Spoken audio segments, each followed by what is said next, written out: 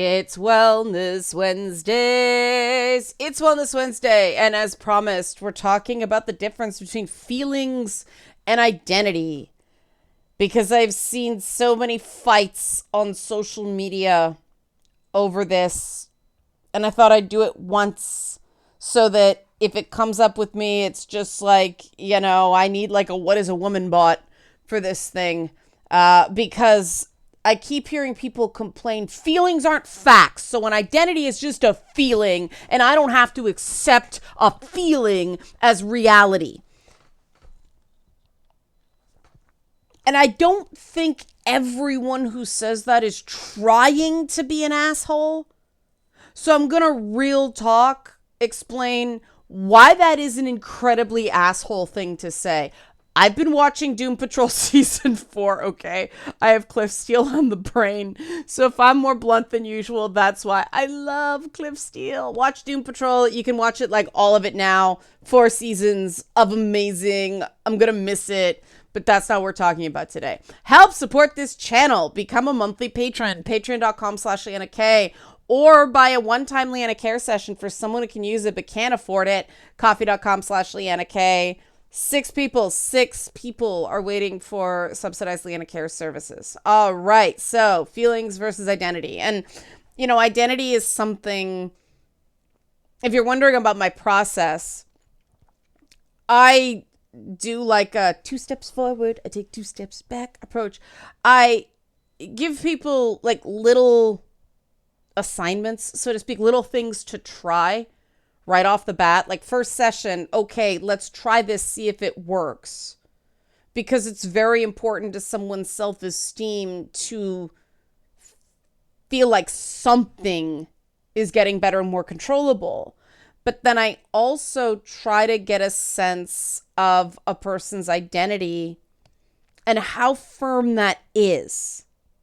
Because if the self-concept isn't there, then trying to develop self-esteem can be actually kind of traumatic, because self-esteem is done by acts of validation and achievement.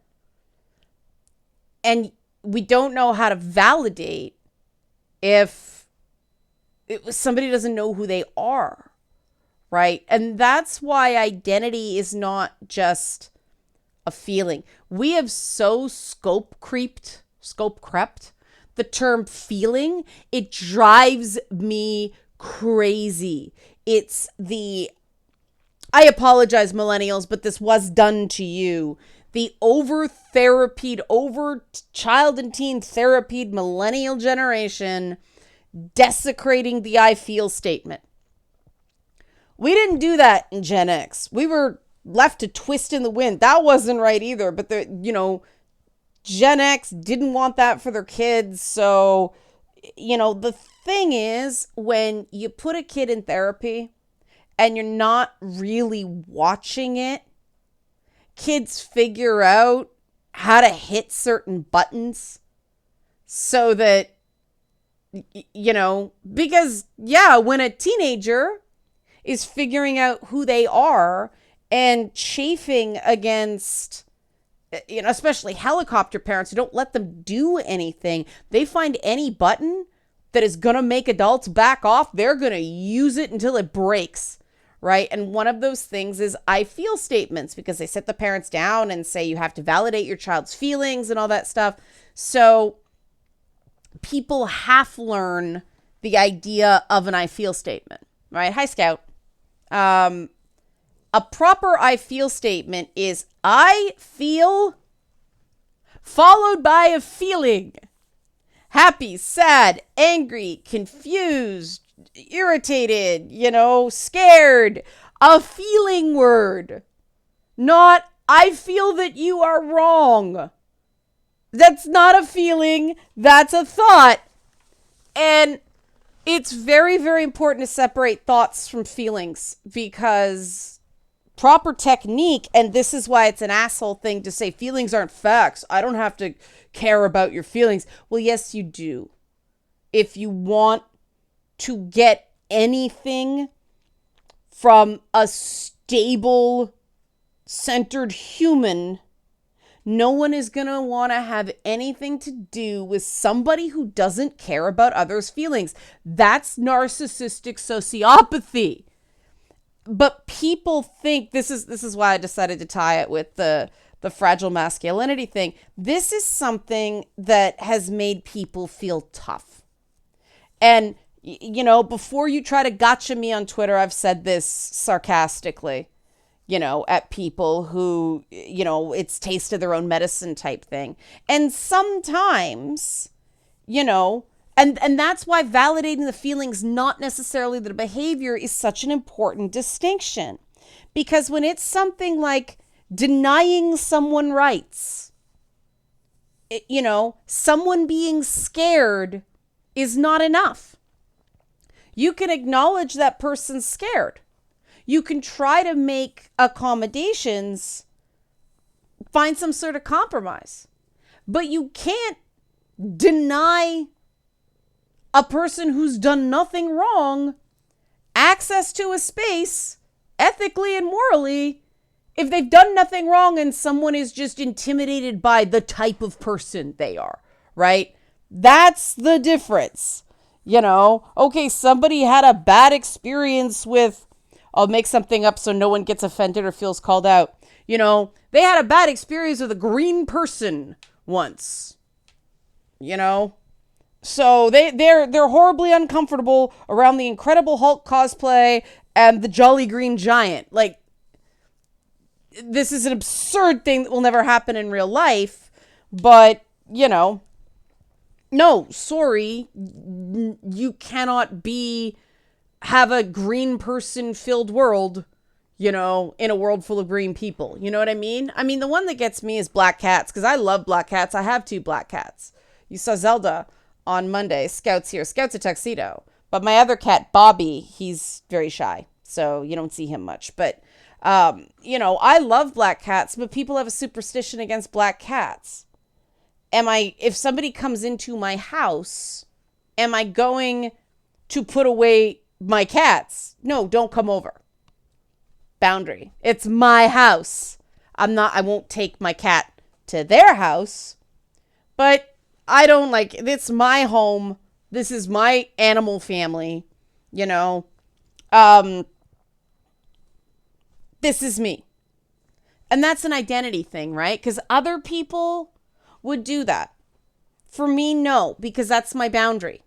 You know, if someone is allergic, they can't come in here anyway, right? I'll have to meet them somewhere else because 5 cats. And that's the difference, right? I can acknowledge that somebody has a fear. What we do about that is a different story. Just because someone has a fear or someone is angry or someone is anything doesn't mean necessarily that the world stops. But that is very different than someone saying, I don't have to care about your feelings. No, you should care. You might not be able to do anything about it. You see the difference? And that's where identity comes in, right? Because when you have a strong and centered sense of who you are, what your core values are, and where your boundaries are, you are less controlled by fear. You are less controlled by strong reactions you have to things that you don't understand. Why? Because you understand them, right? And when you understand those strong feelings you get about something, because you know who you are and what you stand for, you get better at self-soothing and you get better at emotional regulation. But you can't do that in an environment where the people around you are not accepting and validating what makes you you. That's basic to humanity, and that is more than a feeling, right? Hopefully you see the difference. Who you are is not just feeling words, and that's why I rigidly define feeling, right? Because feeling happy, sad, angry, scared, you know. But identity involves your sense of right and wrong. And sometimes something will just feel wrong. Sometimes something will just feel right. And that's different, even though we use the word feel, right? That's different than the feelings we use in the I feel statements. You know, if you say, I feel sad or I feel scared, that's one thing. If someone's going, this just feels wrong, whole different ballgame, right? Because say somebody's afraid of spiders, that's not a moral thing, right? You know, that's very different than what you believe is right and what you believe is wrong. Because that sense of right and that sense of wrong can inspire very complex feelings. So that identity, right? That sense of who you are, what you want, what makes you happy, what makes you sad, what your sense of right and wrong is. That's in a different bucket than feelings. And people who think they sound smart and wise when they start pulling that an identity is just a feeling and a feeling's not fact. I don't need to give a shit about your feelings, so I don't have to validate your identity. That's a person who doesn't actually know who they are.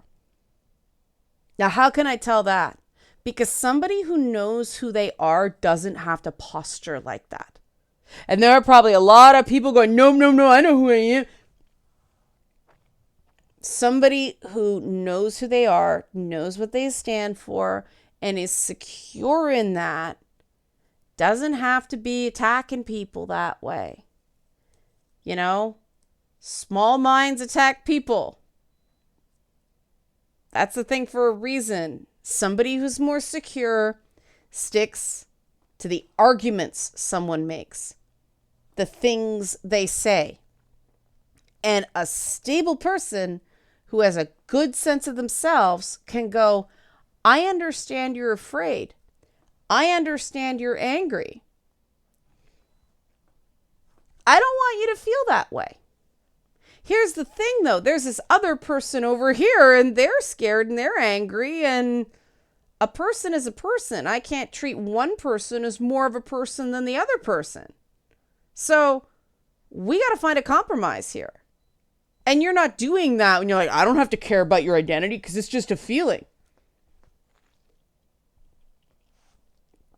Someone who is that off balance cannot be reasoned with because they're saying something as a reaction. Because that's something's wrong reaction. When someone says something ridiculous that they think sounds smart, that's profound, right?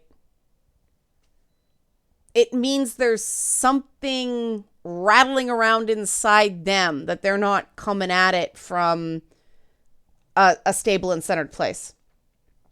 And that's the problem with a lot of activism, right? That's the problem with this self-advocacy model now, that you cannot expect someone who has been through a traumatic event, someone who is being denied their dignity, someone who has been wronged, to have a reasonable, calm conversation, because that is not a reasonable and calm state, right?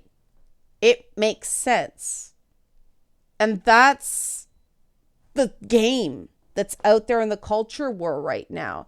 You've got two extremes, both who are coming at things. It's a combination of people in very deep trauma that either haven't acknowledged it or have acknowledged it, but they're still on their journey in the early stages.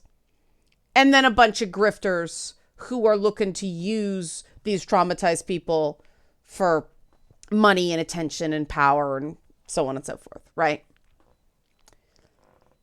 And that's the thing. you're much easier to manipulate if you've got an unstable sense of self, if you've got an unstable identity, right? Because when you know who you are and when you're authentic to who you are, it's not as scary to make decisions that might be unpopular because they know they're right, they're right for you. Right? Because the first thing that happens when you what's called individuate, when you become an individual person and really understand who you are, is you challenge how you were raised. You challenge the assumptions you were brought up with. I mean, I was raised in this weird mix of a very multicultural community and then some pretty damn racist attitudes at the family level. And they weren't like mean racism.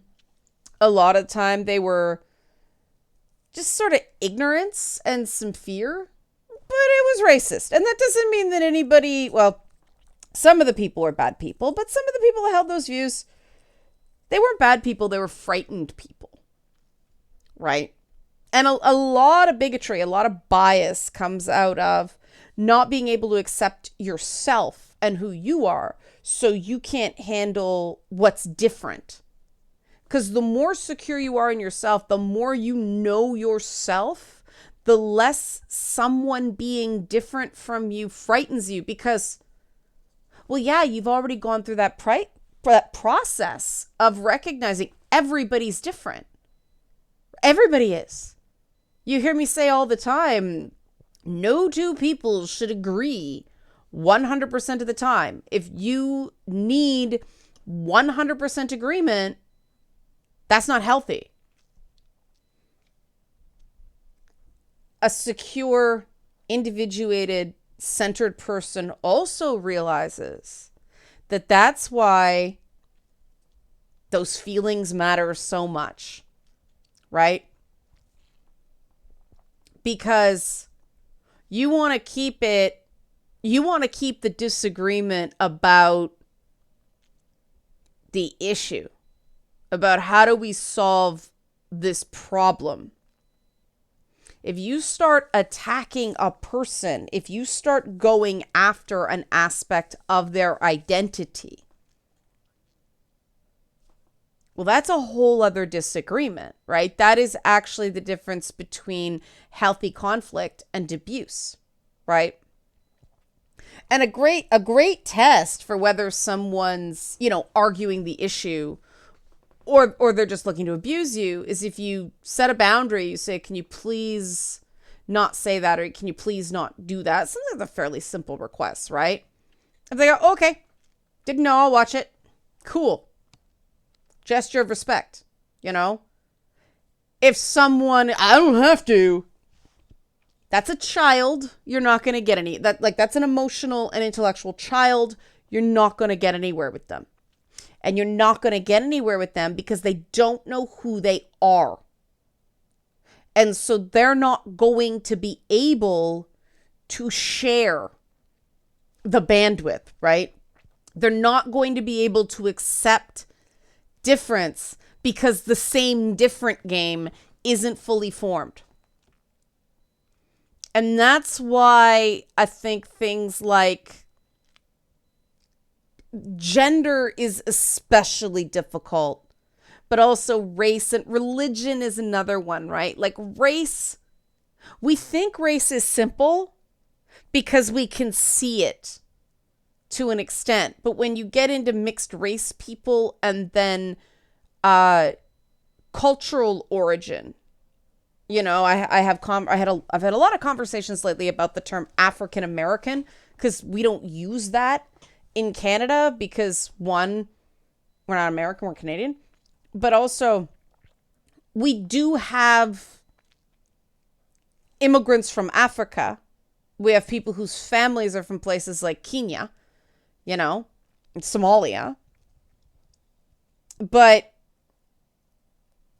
a big chunk, the majority of our established Black community is from the Caribbean.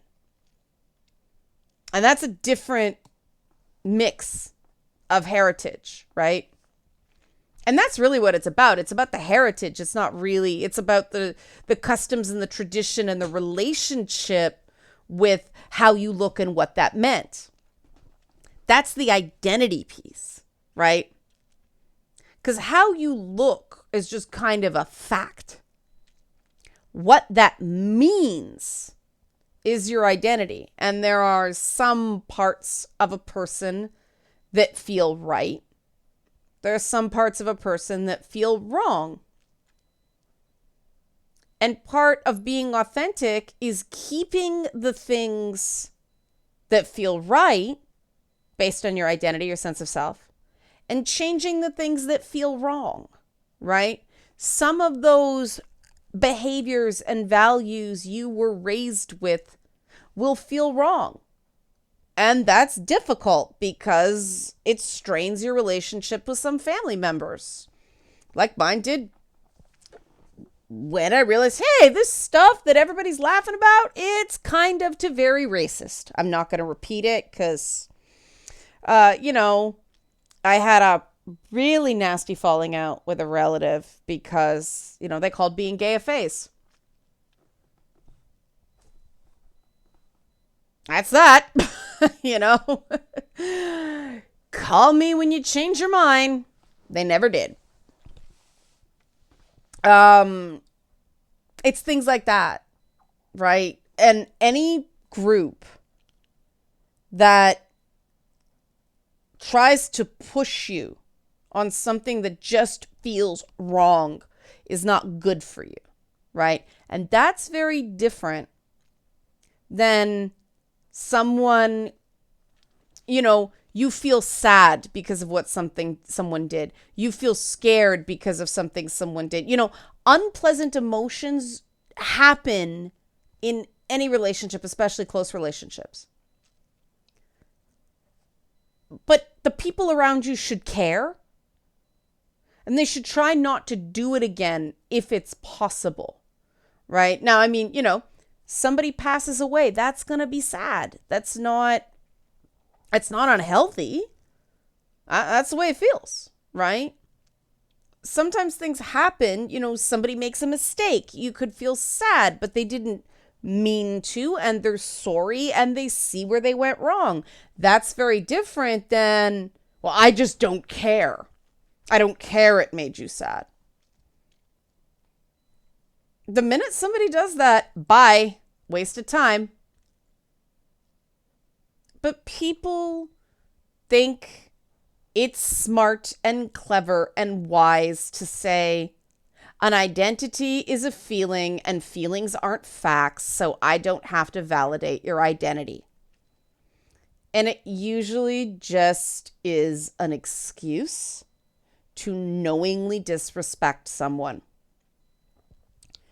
And anybody who does that, that's on them, not you. If you're doing it, it's on you. But think about it, right? There's a lot of conversations that get a lot of comments from people. They don't respect the fans. They don't respect the fans. Well, so what? They don't know you personally. Could be one argument, right? Well, you want the creators of, especially if somebody's, reviving a series or it's a legacy media or it's a sequel or something like that. You want someone to care that this thing is important and special to you. It was part of your identity. That's why we want creators to care about the fans. That's why it's an identity thing.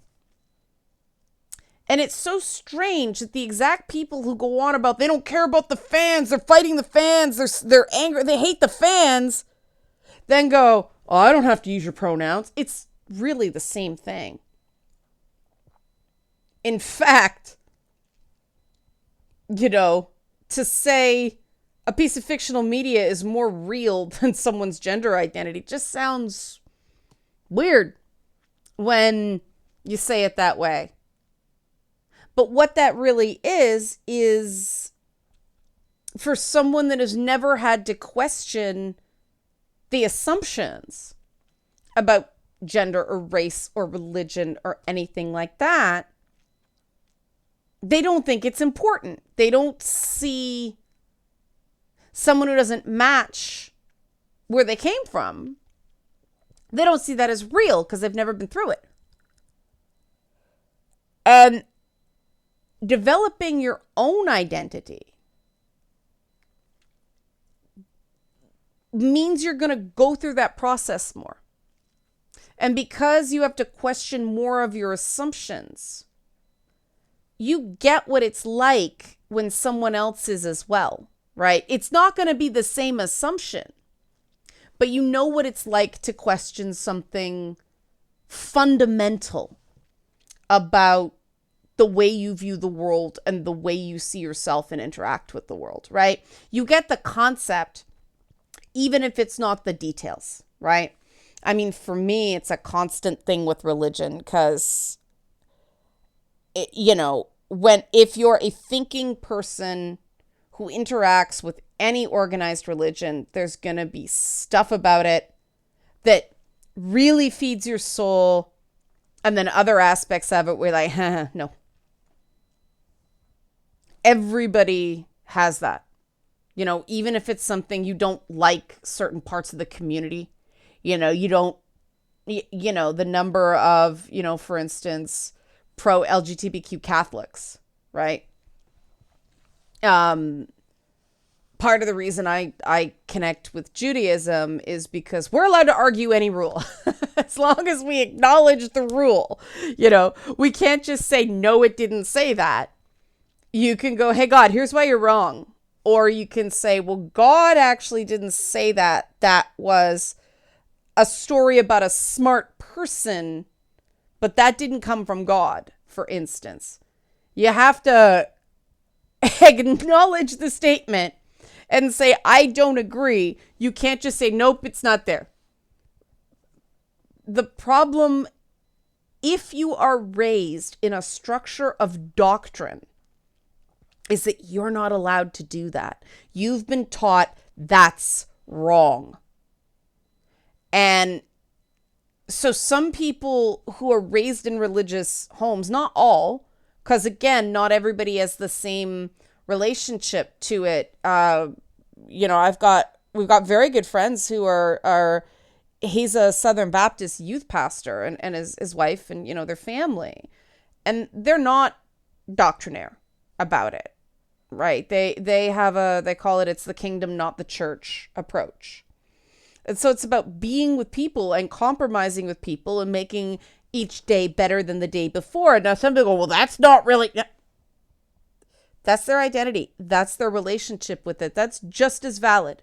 They're not less of a Southern Baptist because they're not all the bad things, right?